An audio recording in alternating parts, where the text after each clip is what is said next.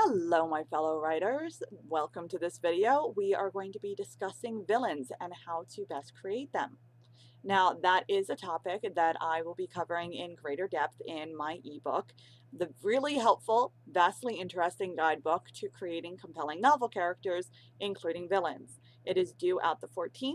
My Valentine's Day gift to you. So romantic. I know. You're welcome. But for now, here are a few things to consider about villains. Number one, they don't always have to be hideously ugly or somehow mutilated or scarred. While bad people can get scars in the process of doing bad things, there are tons of non scarred people out there as well who do very bad things. This is just reality, and fiction is in some way, shape, or form supposed to mirror reality. So, this is not a small thing to contemplate when you are creating your very own villain. Likewise, while obviously ugly people might have more reason to be bitter with the beauty obsessed world, prompting them to turn to lives of crime and all that stuff, there are plenty of pretty people out there as well who are jaw droppingly dreadful in their behavior. Something to consider. I'm sure every single one of us has met some such person before. In other words, don't feel boxed in about your villain's appearance. If you want that character's looks to reflect his or her intentions, then go for it. More power to you. And if you want to be more subtle about it, then that's fine as well. The same exact thing applies to their behavior. There's nothing wrong or right with portraying them as being perfectly respectable, pleasant people at first, only to show how very backstabbing they can be later on.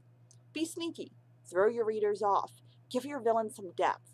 You might be surprised at how much fun it can really be.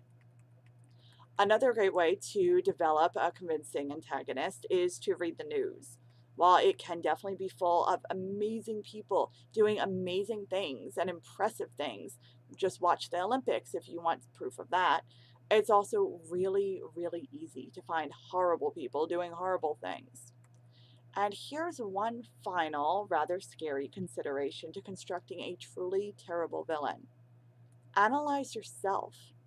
Each and every one of us has it in ourselves to be a villain, a really proper, no good villain, too.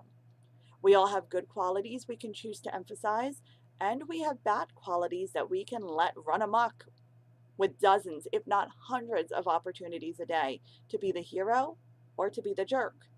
So, really, what would you look like if you were a villain? What would I look like?